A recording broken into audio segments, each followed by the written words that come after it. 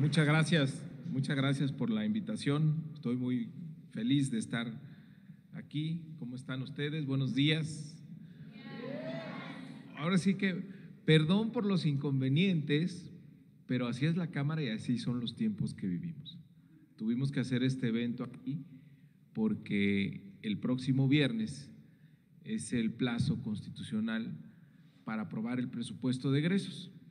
Entonces teníamos ya la información desde anoche iban a estar llegando distintos grupos a instalarse en la Cámara. Ahorita ya tenemos varios grupos instalados alrededor de la Cámara que vienen a pedir ser escuchados, a que su causa, en este caso el campo, tenga un mayor presupuesto. Y en la Cámara nosotros decidimos en esta legislatura que volviera a ser la Casa del Pueblo. Y es abierto y recibimos a todos y no importa de dónde vengan, lo que ellos quieran decirnos, la causa que estén impulsando, siempre serán bienvenidos. Obviamente con respeto y civilidad. La semana pasada entraron ahí unos presidentes y nos rompieron una puerta y todo. Son cosas que no hay nada de qué asustarse.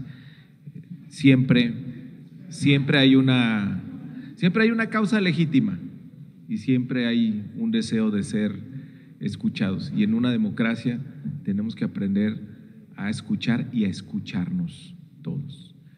Pero qué bueno que estamos aquí, que bueno, tenemos la oportunidad de reunirnos. Quiero agradecer a los diputados integrantes de la Comisión de Juventud por el extraordinario esfuerzo que hicieron para este evento. Estamos muy orgullosos que además no haya sido un evento para que ustedes vinieran y se tomaran fotos en la Cámara de Diputados, sino para que vinieran a opinar sobre una ley, que eso los convierte ya en partícipes directos de una ley que esta comisión, sus integrantes, presididos por Celeste Asensio, por Cuautli, que está aquí, por Lidia, por Alex Viedma, por Ana Lucía Riojas y todos los integrantes han estado impulsando. Se han hecho foros en distintos estados del país para recoger la voz y la opinión de los jóvenes. Queremos que tengan una ley que les abra oportunidades y que represente algo que siempre se nos olvida. Este es el país de ustedes, este es un país de jóvenes. Nunca nuestro país en toda su historia había tenido una proporción tan grande de jóvenes. Entonces, ustedes deben de participar más en política, tiene que haber más espacios de decisión en torno a los jóvenes y no tratarlos como un grupo ahí vienen los jóvenes. No, si ustedes son mayoría, tiene que haber, todas las decisiones de este país tienen que pasarse por el cristal de cómo lo ven los jóvenes, porque el país es de ustedes. Las decisiones que estamos tomando nosotros incidirán directamente en su generación.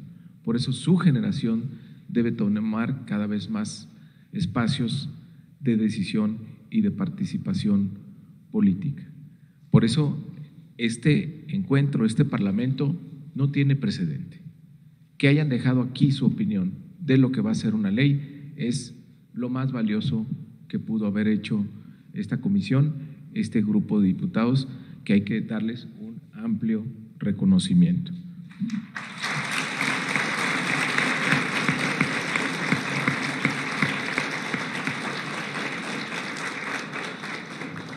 Desde que Celeste me planteó el tema de la ley, le dije que adelante, que aprovecháramos la composición actual de la Cámara para dar este paso. No hay tiempo que perder y ahora sí que les reitero, se lo he dicho a ella, se lo he dicho a los integrantes de la comisión, tendrán todo el apoyo de la Cámara de Diputados para que esta ley salga adelante y salga lo más pronto posible.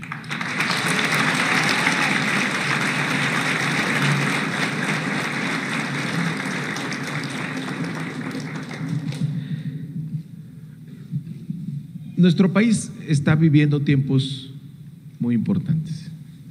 Estamos viviendo una transformación histórica. Queremos que después de estos años vivamos en una auténtica democracia. Y para lograr ello, para lograrlo, una cuestión va a ser fundamental: que logremos cambiar la mentalidad, que nos asumamos nosotros como auténticos demócratas.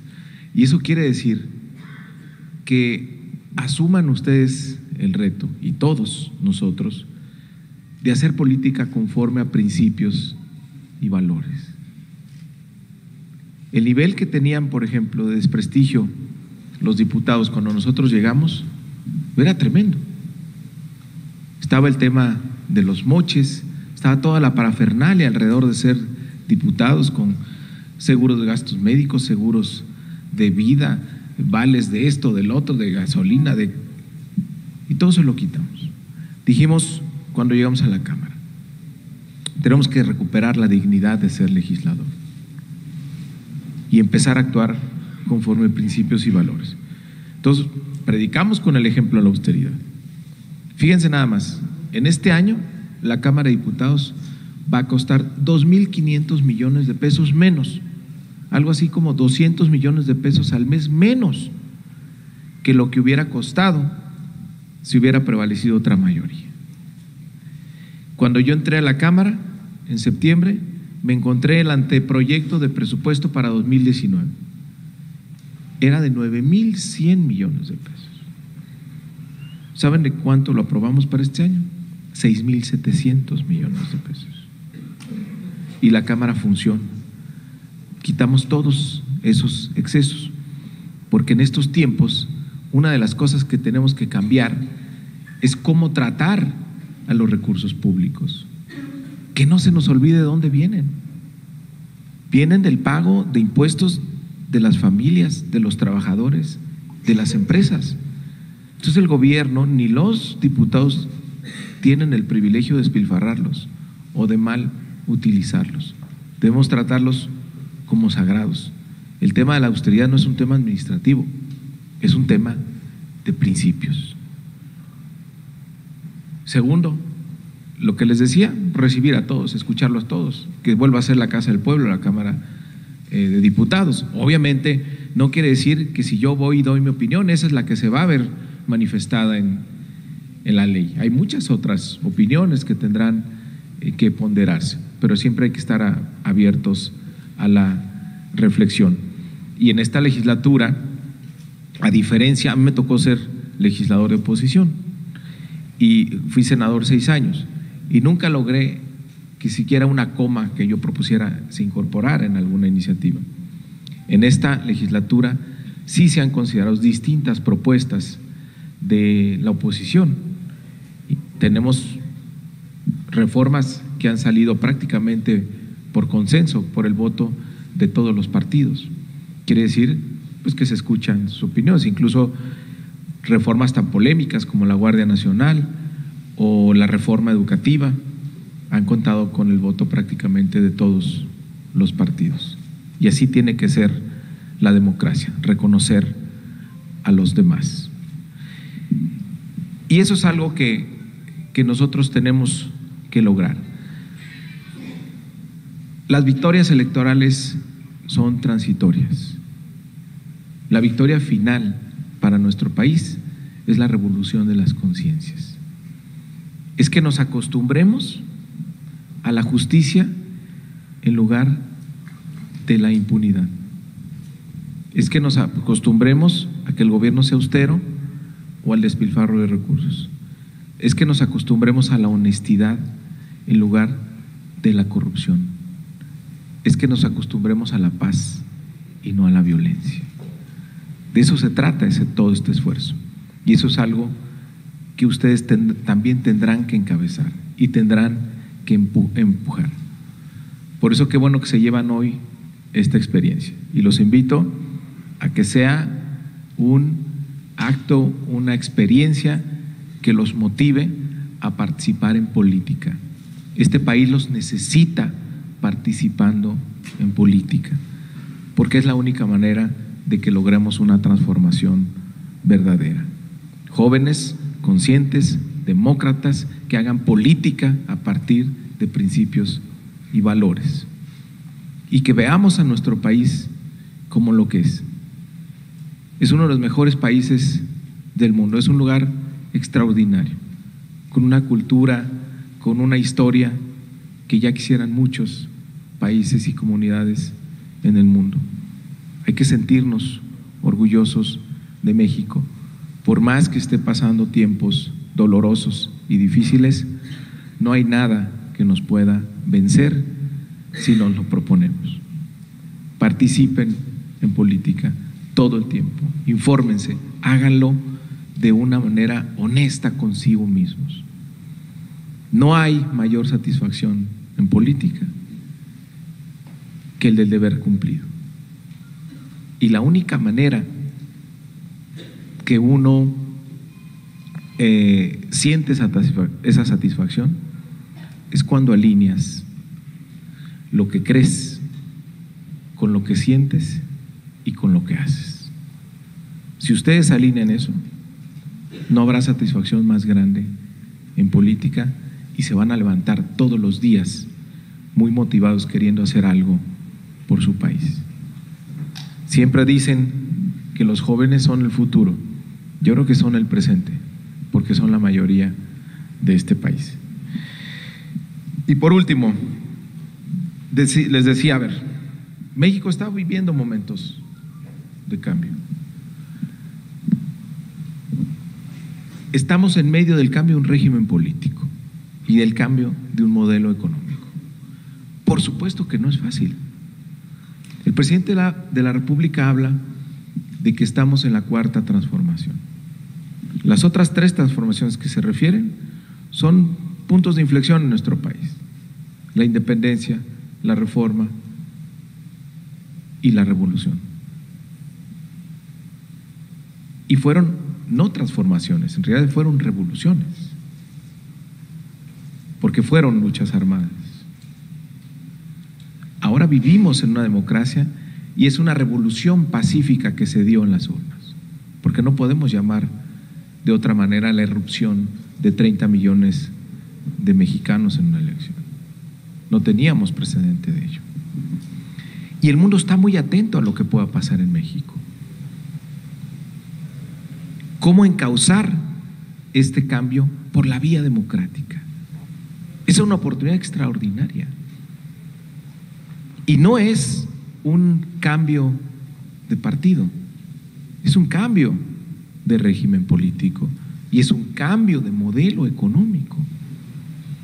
Tuvimos alternancias en el pasado. En el año 2000 entró otro partido después de muchos años, pero las cosas siguieron igual. Luego regresó el PRI y no vimos diferencia. El mandato de la gente en julio pasado fue cambio. Tiene que cambiar México. Y el cambio de régimen político está en curso hacia una auténtica democracia. ¿Qué hemos hecho en la Cámara?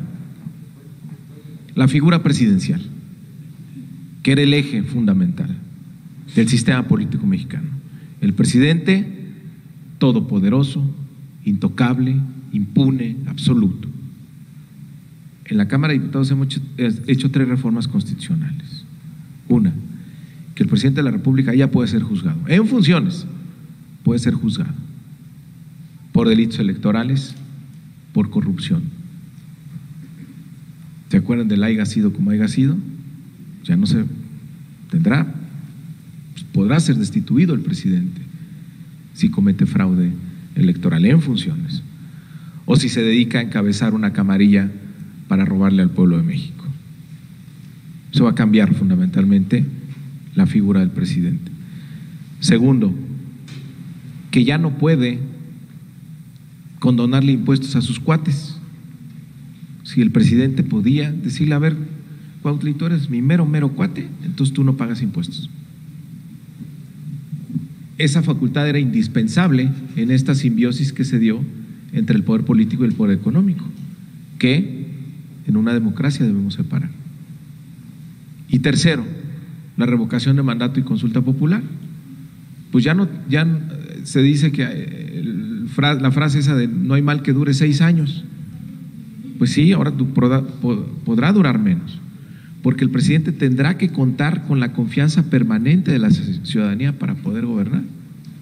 Y más allá en el tema de la consulta popular, ya ni siquiera basta las mayorías legislativas para darle legitimidad a un proyecto. La legitimidad última está en la gente. Entonces imagínense, ¿dónde quedó el presidente intocable, impune, absoluto? ¿Qué es ahora? Un servidor público sin privilegios, sujeto a responsabilidad penal, sujeto a responsabilidad fiscal y sujeto a la confianza popular. Es un servidor público sin privilegios, con controles constitucionales como nunca antes lo había tenido. Y regreso, ¿por qué estamos en una transformación? Porque todo eso se está logrando por la vía democrática. No venimos de una ruptura que obligue al cambio de régimen político, sino que es la vía democrática la que está dictando esta nueva realidad. Y por último, el cambio de modelo económico. Tampoco es fácil. Imagínense la cantidad de intereses que se han creado durante tantos años. Pero es un modelo económico que nos trajo más desigualdad y que nos trajo más pobreza. Entonces tenemos que hacer las cosas diferentes. Y algo que se está haciendo diferente es que la relación entre el gobierno y la iniciativa privada, pues ya la relación no se basa en la corrupción o en la complicidad. Y el otro es que los recursos públicos, que el presupuesto público se destina a lo que verdaderamente importa, a la inversión en la gente a través de los programas sociales y a la inversión en infraestructura, que es lo que va a aumentar la competitividad de nuestro país. Esta transición, toda transición tiene costos, toda transición tiene resistencias, pero en medio de eso estamos, que queremos que los recursos públicos se devuelvan a quien más lo necesita, que el presupuesto de egresos, la regla fundamental sea que primero vayan los pobres. Entonces, estamos en medio de eso, hay que informarnos de manera permanente, hay que opinar, hay que ser críticos, hay que participar. Este país es de los jóvenes, este país es de ustedes y mantengan el sueño de cómo quieren que sea nuestro país. Lo único que no tienen derecho a renunciar es a sus sueños. Les platico una experiencia y con esto termino. Yo pude estudiar siempre gracias a una beca. Yo estoy aquí gracias a que obtuve distintas oportunidades de tener una beca. Cuando me dan la oportunidad de ser secretario de Educación en la Ciudad de México con Marcelo Ebrard, mi propuesta fue única: repetir mi historia, que muchos jóvenes tuvieran la oportunidad de tener una beca. Hicimos el programa Prepa Sí, que era dar una beca a todos los jóvenes en preparatoria pública. Fue uno de los programas más exitosos que ha habido en términos de costo-beneficio. La deserción disminuyó de niveles de 20-25% a menos de 4%, según las mediciones de la UNAM y del Politécnico. Y esto hacía mucho sentido, porque los jóvenes donde abandonaban, donde desertaban, eran en la preparatoria. Y el hecho de tener una beca directamente a ellos, sin que pasara, darles la tarjeta a los jóvenes, cambió radicalmente, primero, su sentido de pertenencia por parte de los jóvenes, segundo, el reconocimiento que se les estaba dando, y respondieron de una manera extraordinaria, quedándose a estudiar, quedándose a terminar su preparatoria. Ese programa, desde aquellos tiempos, le llamó mucho la atención al hoy presidente de la República. Y cuando le tocó ir al candidato a mi distrito, Iztacalco, estaba haciendo campaña para ser diputado, ahí le propuse al presidente que Prepa Sí se convirtiera en un programa nacional. En la noche me llamó y me dijo: oye, ¿cómo cuánto costaría ese programa para todos los jóvenes? Y me puse a hacer cuentas. Al otro día le mandé una tarjeta y como a la semana me invitó a un evento en Colima, porque yo soy de Colima, y ahí anunció que Prepa sí se iba a convertir en un programa nacional.